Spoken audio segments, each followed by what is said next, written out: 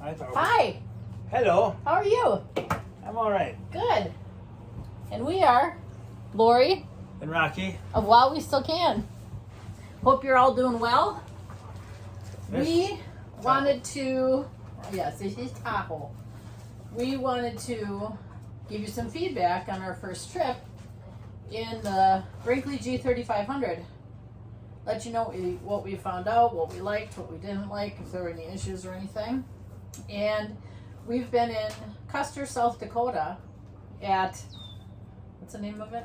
Custer's Gulch. Yep. RV park and campground.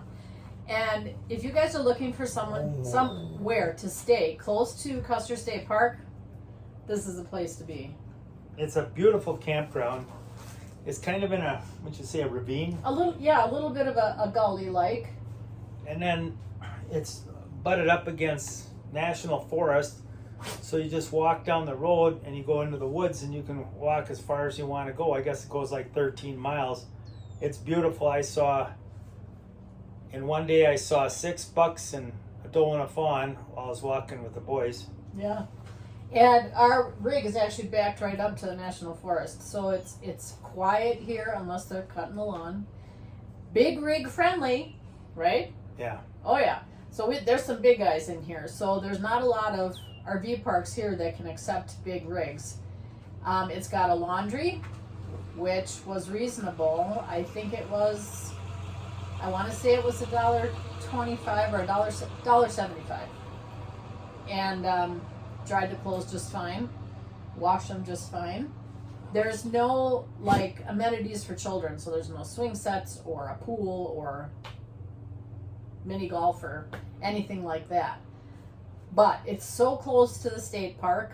It's just like a mile or two, couple miles down the road, and you can get your sticker and stuff or go into the park. So that was really convenient. We ended up doing Needles Highway 3 times and Iron Mountain Road twice. And if you've never done Iron Mountain Road on your motorcycle, you've got to do it. We will do a separate video on that. So that'll probably come up later this week. Maybe today if I have enough time. All right, so here we go. Wait. There's a little fort just down the road. We walked from here. Oh. We checked out the fort, and then we walked around. What lake was that?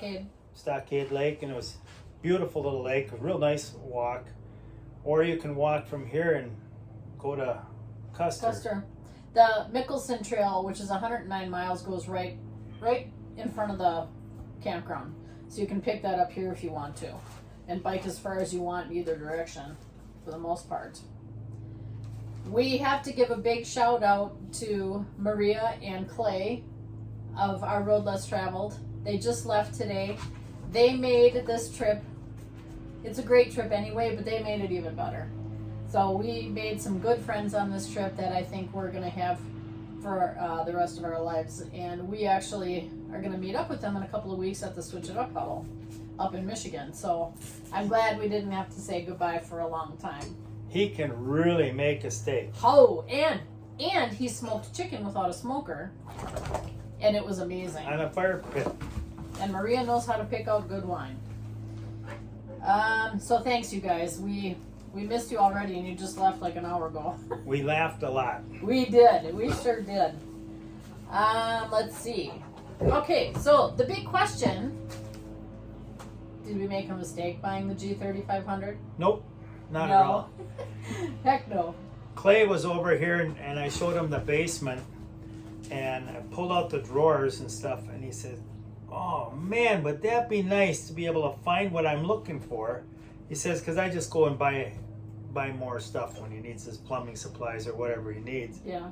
And he doesn't have. They don't have a lot of storage in that one, and they have to, they're full time in their rig, so that makes it really hard. And he really did like this rig. Well, so did Maria. But we gave 6 tours while we were here in this park, which was fun, to show people the G3500. And everybody was oohing and eyeing, of course, because it's beautiful. Sorry about the mowing the lawn out there. But let's talk about some of the stuff, okay? So let's talk about the water heater and the filters. The rig comes with a EVO X3 3-stage water filter. So we were so excited because we don't normally drag a Berkey with us, and we're like, we don't have to do that anymore. Well, so when you guys first use your water and stuff, It was my fault. We went to a campground that didn't have. the water had been sitting a while. Yeah, it sat for a long time because it's for Sturgis, and we're on a section that nobody's been to since last year. So we pumped that water through there, all of our filters, and plugged them all up. So we kind of messed it up. A little bit. And the yucky thing is that I don't know where to buy all 3 of those filters. I tried on Amazon. I tried on Camco. I contacted Camco. No return call, no return email, nothing. So I don't know where to get replacement filters. Rocky tried washing them out, and it's still not letting enough water flow through. And if you don't have enough flow through your on-demand water heater, it's not going to work. So you have cold water. So we're bypassing the filter system, and we really don't want to do that because I want safe water for everybody. So we'll have to work on that when we get home. And Brinkley crew, if you know where we can get those replacement filters for those cartridges, that would be awesome. Airflow in the rig itself. Now we do have 3 max air fans. There's one in that bathroom, in the kitchen, and in the back bathroom, in the garage. And I will tell you that Rocky flipped one on after I made shrimp the other day. And you didn't even smell the shrimp in here. Yeah, sucked my hat right off. It was awesome. So those max air fans are amazing. Now, I do wish that window and that window would open because I like to have outside air coming in. And I just feel like there's not enough airflow in here. I would like to see more. How much storage? Are you happy with the amount of storage that we have? We got probably 3 times what we had before. Yep. And we have room to put more stuff in here, don't we? oh yeah. We're not gonna. Yes, we are. There's a few things, but not anything major. I want to bring a lot more tools. Just you don't know what you're going to ever need. And in our not the next trip. The next trip we're only going to be gone from home for about a week. A little bit more than a week, but the one after that is a long one. So we want to make sure that we're prepared when we're gone for a length of time. So I agree. Plenty of storage. I'm still trying to figure out what belongs where and the best places to put stuff, and it takes a while to do that. So I'm moving things around. I have taken actually quite a few shelves out of the rig and put them in the basement at home because I didn't need them. You have taller items, so some of those shelves that are adjustable, I just pulled them out and put them in the basement, which is a good problem to have. I wish the fireplace was a little bit more robust. In our other rig, now granted, the other rig was 4 feet shorter, but we could run that fireplace and basically blow us out of it. It'd be so hot. This one is just barely keeping things comfortable in here, and the temps are down in the high 50s or low 60s at night. So I wish it was a little more robust. I do have it on low though. Did you? Yeah. Okay. Well, that being said, we had it on high a couple times. I'd still like it a little more robust. And the reason for that is when we go to Georgia, it's cold in Georgia in the winter time for, especially at night, not during the day necessarily. But we don't like using propane because it tends to be a little pricier than electricity.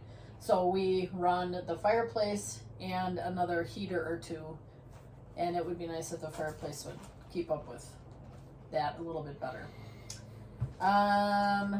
Okay, so we did have a problem. It rained pretty hard the other day, and it looked like it was raining inside the garage from the 3-season doors back there.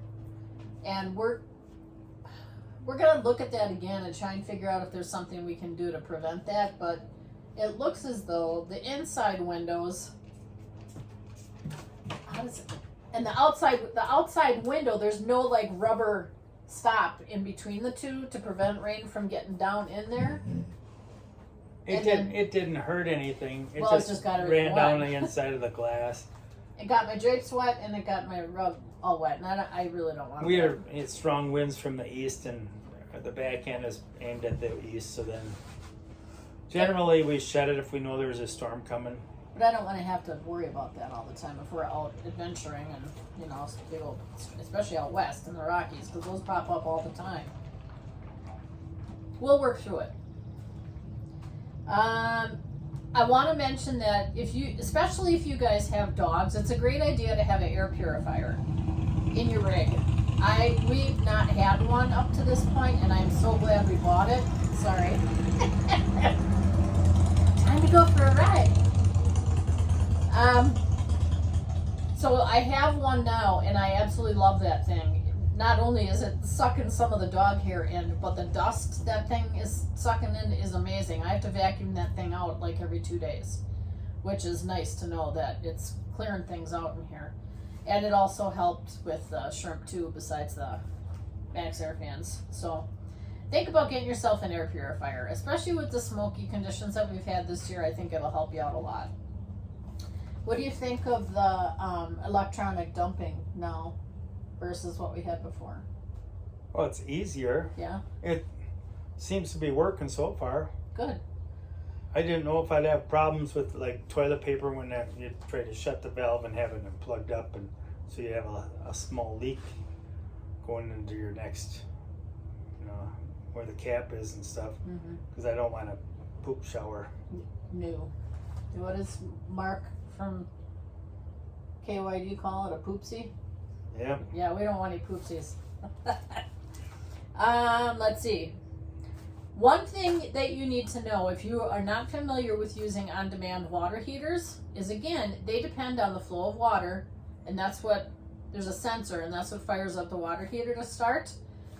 You're going to go through more water. So if you're boondocking, you got to run that, and it cycles for a while until it gets up to heat.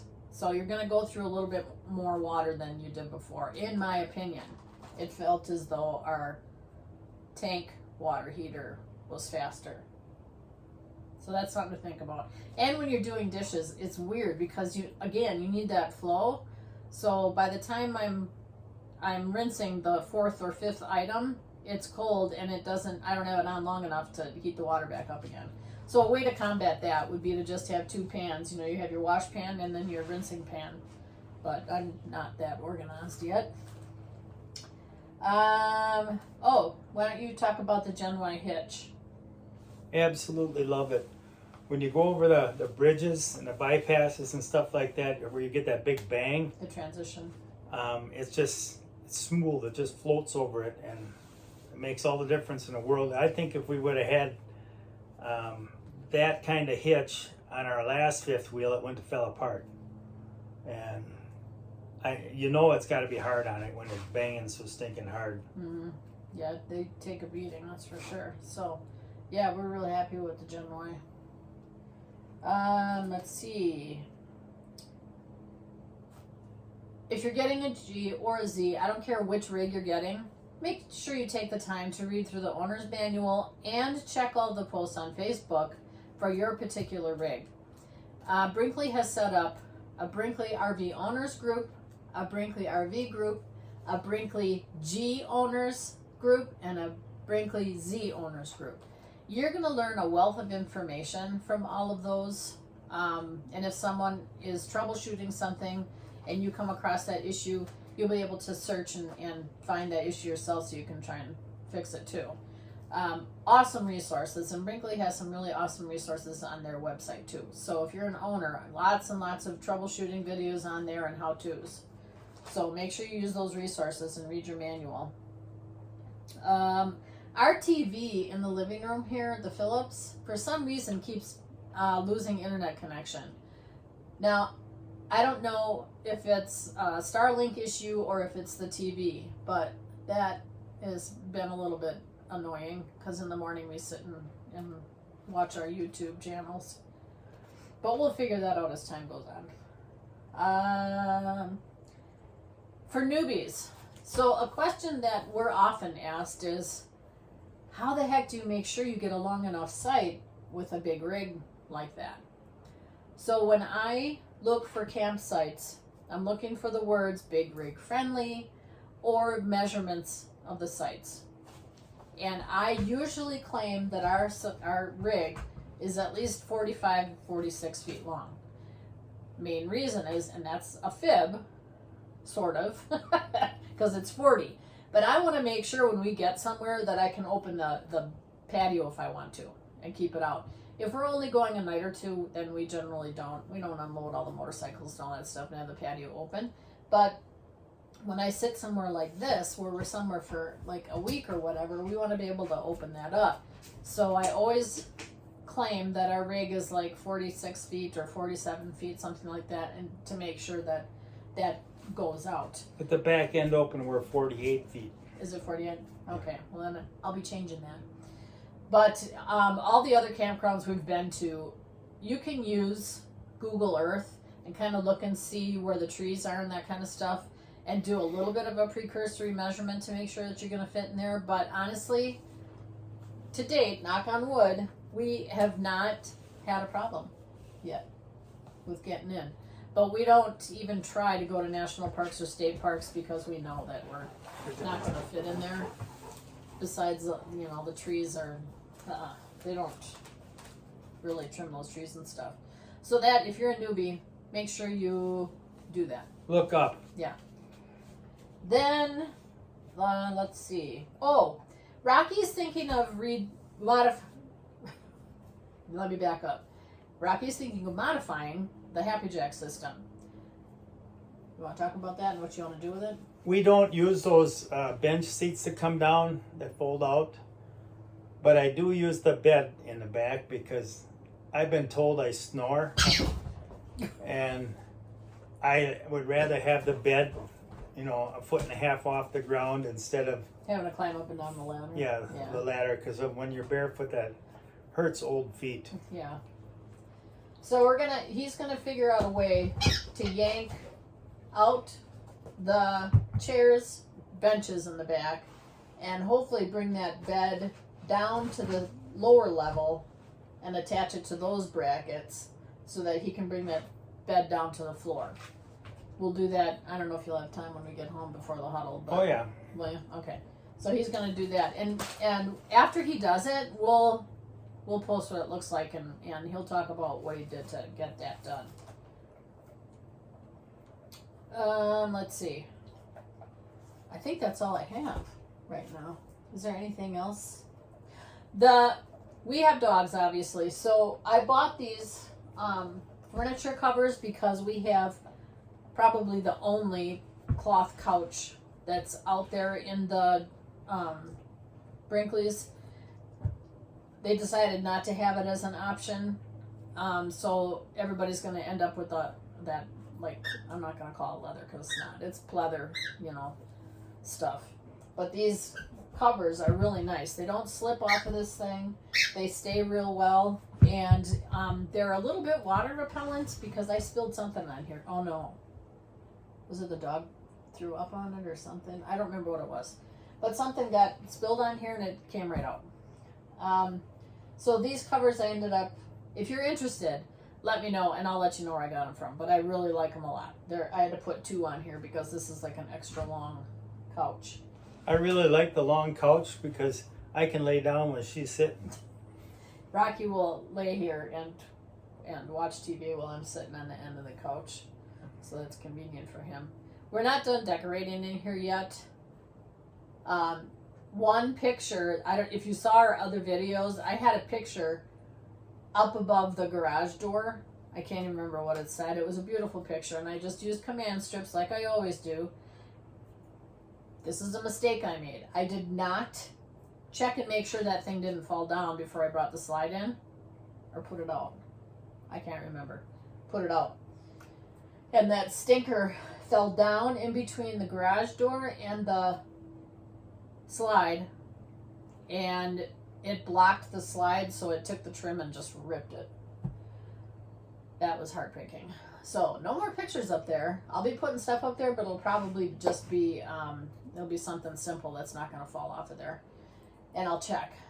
But I glued the piece of trim that broke back on, and Rocky has to do a little bit more finagling with it because it actually kind of jarred things a little bit. But I'm actually going to sand it so you'll never even be able to tell it happened. Sand it and then I'll paint it. Yes, I already bought a can of paint.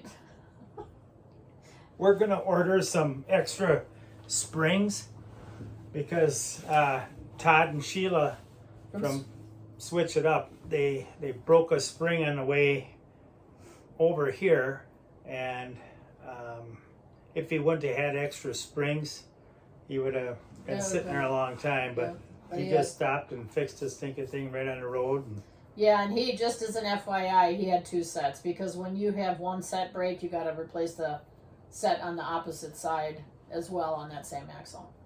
And then he had some tire issues, so they got all new tires, and then they lost a tire. We didn't watch that whole video, but they lost a tire as they were going down the freeway, so we got to catch up with that and figure out what happened. But Rocky and I are going to order 2 sets of springs and have them in the rig just to make sure that we're safe too, in case that happens, because it does happen. Because you watch all these other videos, and everybody's had problems with their springs, and you know, the roads are bad. Yep, the roads in the U.S. need some help, and we have Dexter axles, so we got to figure out with e-trailer on which set we need to order. So, guys, that's all we've got for today. Hope you're having a wonderful day. And we'll catch up with you soon, and we'll show you some of the things that we did while we were in Custer, which we think you should do as well. So get out there and do it. Yeah, we had fun. That's what you're supposed to do. And we want to come back here again. So get out there and do it. Go ahead, say it. I'm not going to screw up again. Well, while you still can. Have a great day. Bye-bye.